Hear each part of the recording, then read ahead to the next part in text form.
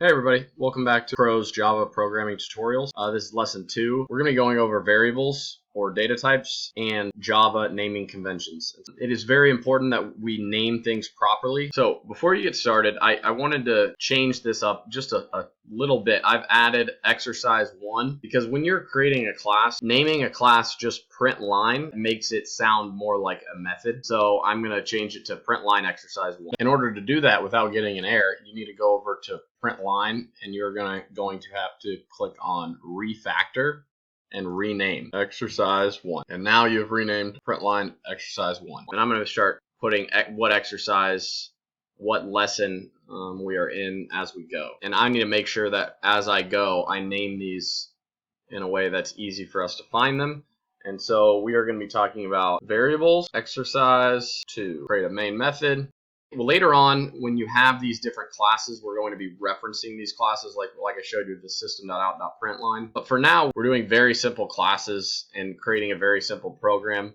And so we're not going to be referencing these classes just yet. So that might be why it's a little bit difficult to name them, is because they're not part of a project. But let's get going. So first thing you need to know, every variable needs to have a certain type of value. And a variable is something that can change. The ability to be able to store something as a variable name and then keep that information and reuse it later or change that information and manipulate it is one of the fundamental skills in programming. And so there are many different data types of variables. So this is a Boolean data type, and the different options for a Boolean data type is either true or false. So I'm going to create a Boolean variable, and it's going to be alive, and this is going to be talking about me. And so the value of alive would be true. I am alive. So when we print this out, sysout control space Mr. Crow is alive, and in order to print out the answer to that, we can put the alive Boolean that we've just created. So alive has the value of true in it now,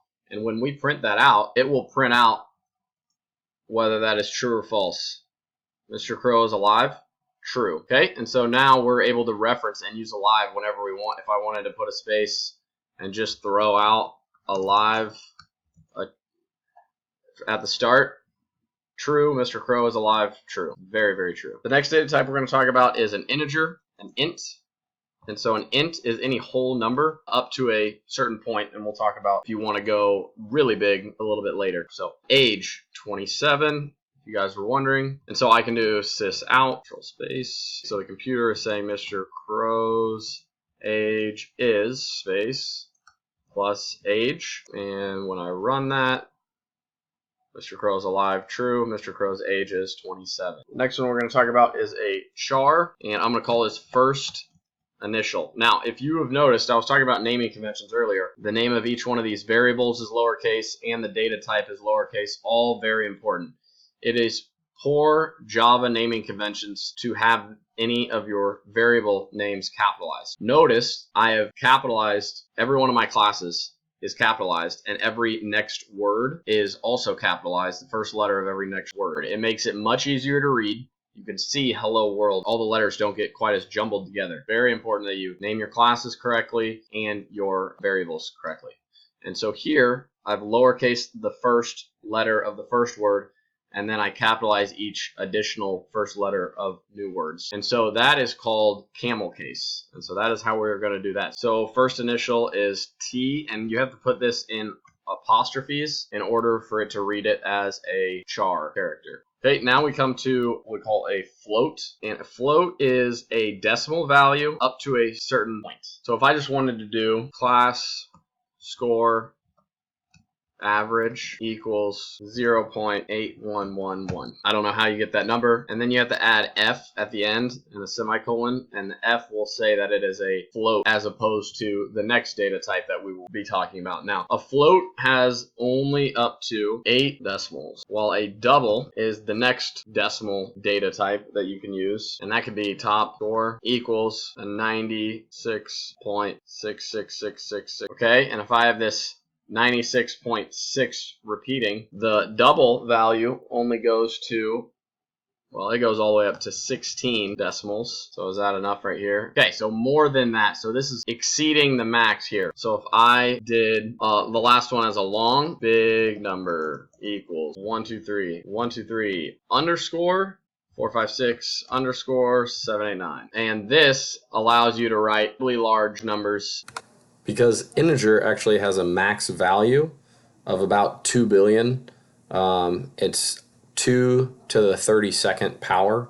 This limit that is put on the integer value is to save memory within the computer. The optimization and efficiency is vital in a computer. By using integer values as opposed to long values, you might be saving, the computer a ton of memory. And memory affects the speed at which the computer runs. So if you're thinking about your phone, and maybe you're upset because your phone's running out of batteries, if it's not optimized, that might cause it to run slower or run out of batteries quicker. So now that we have those last 4 variables, I'm going to quickly do sys out, copy, and since these are all print lines, they'll print on different lines. I'm going to do first initial.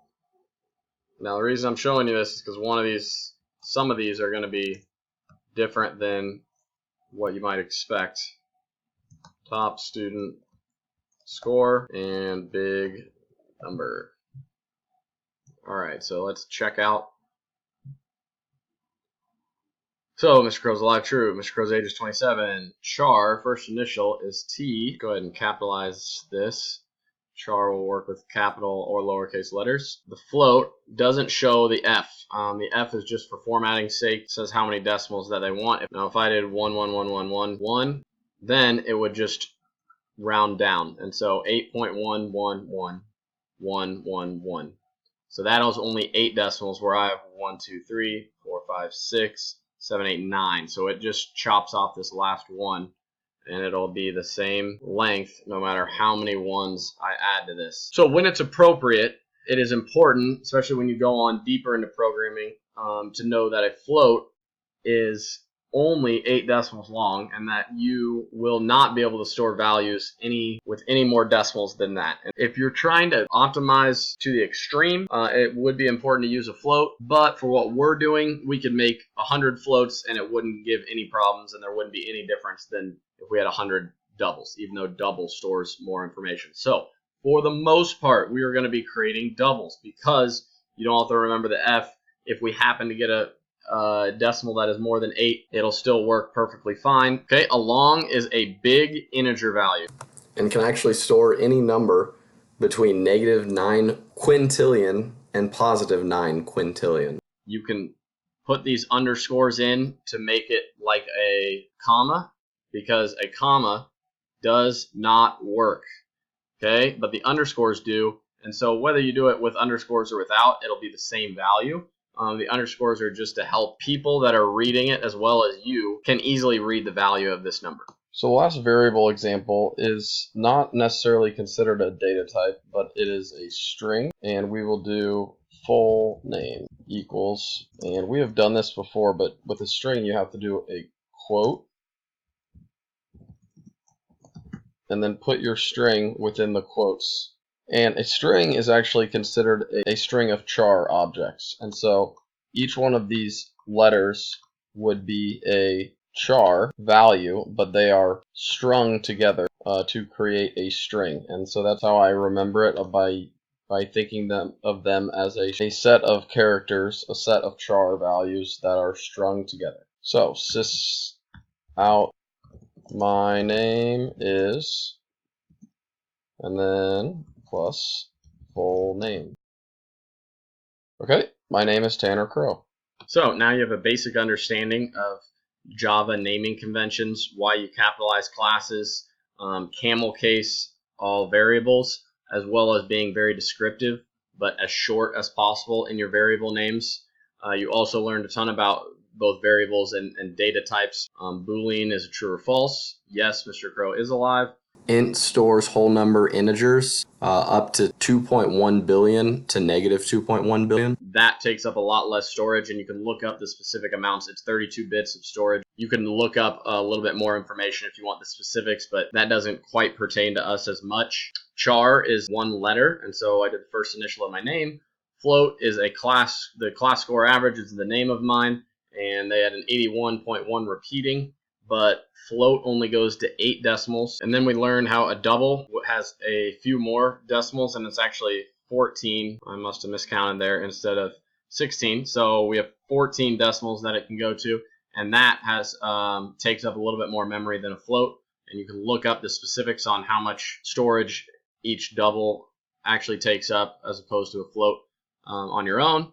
And then a long is a very big number, and you can separate that out by underscores. So equipped with all this information, I'm really excited to continue going forward. There is an exponential growth that happens early on where you guys will feel like you're not learning much. With every lesson, it's a comprehensive course, so every time you add something new to your arsenal, there is greater and greater amounts of things that you're able to do. And here's my reminder that likes are greatly appreciated and do help promote the page, as well as subscribing and sharing this course with friends. If you find it useful and find someone that wants to get started in Java, please feel free to share it with them. Next time we're going to be using these variables and manipulating them into equations, as well as using if statements. So your homework assignment for lesson 2 is you will be creating a MadLib.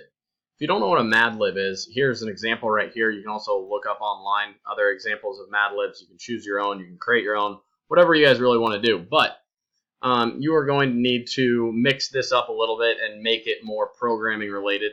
And you need to try to add every different data type into your MadLib. And it can be funny and goofy. Feel free to leave an example of your MadLibs in the comments section. That'd be great.